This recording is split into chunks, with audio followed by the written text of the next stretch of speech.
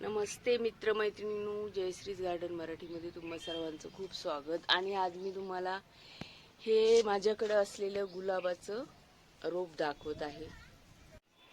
उन्हामुळे फुलं करपल्यासारखी झालेली आहेत, पण खूप फुलं आलेली आहेत. हे पहा. तर उन्हाळ्यात मी गुलाबांची कशी काळजी घेते आज ते मी सांगणार आहे.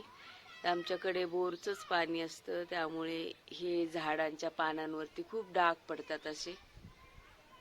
आणि प्रत्येक वेळेला स्वच्छ आपण इतके सर्व झाडं नाही करू शकत.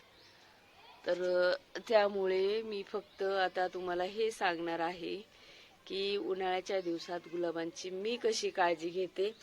तर हे जे पिवळे जे पानं झालेले आहेत ते तोडून टाकायचे, म्हणजे असे झाडाला जरा त्रास कमी होतो आपणच काढून टाकले तर.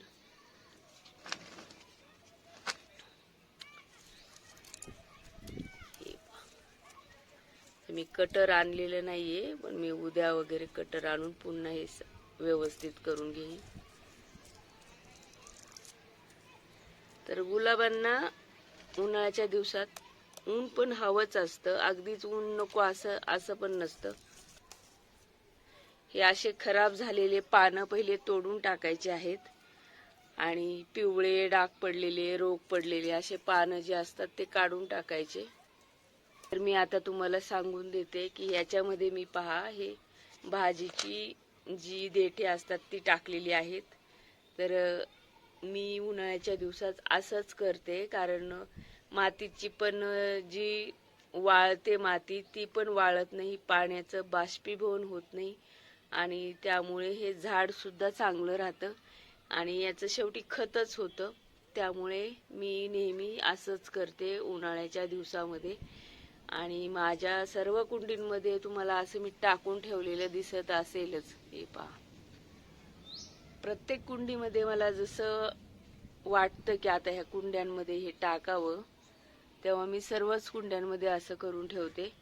कारण खत पण होतं आणि आपला घरातील जो किचनमधील कचरा असतो तो वायाला जात नाही. त्याच्यापासूनच खूप छान खत होतं आणि त्याच्यापासूनच आपल्याला चांगले फळं मिळतात, फुलं मिळतात. म्हणजे आपण गार्डनिंग करताना आपला घरातलाच कचरा आपण ह्याच्यात जर जिरवला तर आपल्याला त्याचा खूप फायदा होतो आणि आपल्या पैशाची पण बचत होते, कारण आपण बाहेरून जे खत आणणार असतो त्याची पण बचत होते. तर मी आता किती छान फुलांचा कलर आहे पहा, खूप सुंदर असे फुलं उमलतात. थोडीशी माती उकरून घेते याची.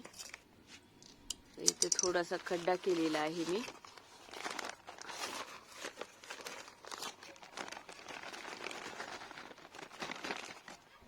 हे पहा, असे बारीक तुकडे केलेले आहेत.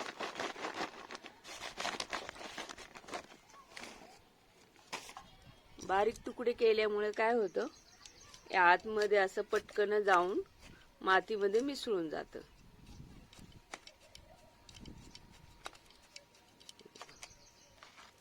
ही माती पुन्हा याच्यावरती टाकायची आहे, म्हणजे याचं खत तयार व्हायला मदत होते. याच्यामध्ये गांडूळ पण असतातच आणि ते पटकन खत पण करतात. आता पुन्हा इकडे छोटासा खड्डा केलेला आहे आणि पुन्हा हे मी टाकत आहे.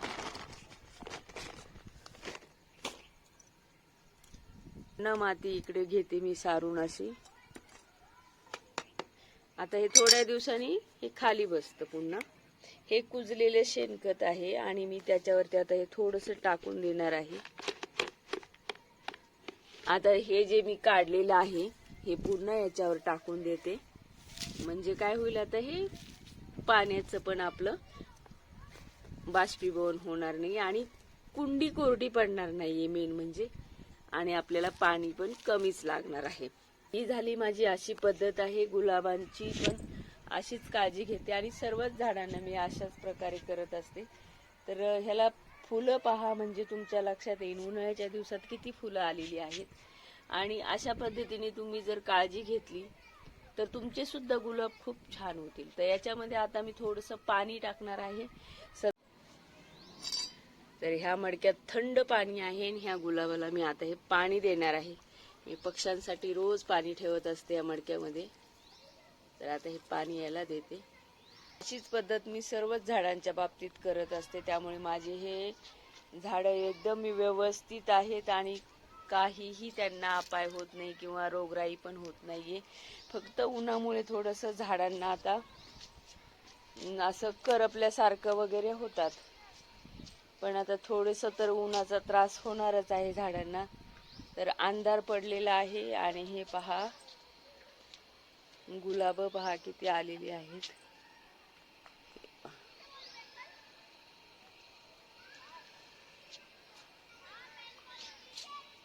तर मला हे खतांचा खूप छान इफेक्ट येतो. हे पहा, प्रत्येक कुंडीमध्ये तुम्हाला असं दिसूनच येईल मी कसा कचरा जिरवलेला असतो ते.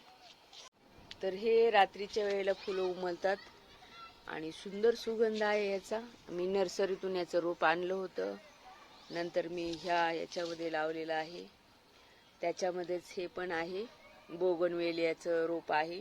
ते मी कटिंगपासून लावलेलं आहे आणि याला आता फुलं येत आहेत. हे लावून 2-3 महिने तरी झालेले असतील.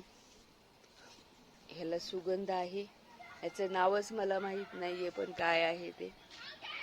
व्हिडिओ आवडला तर लाईक करा आणि शेअर करा आणि सबस्क्राईब करायला विसरू नका. खूप खूप धन्यवाद.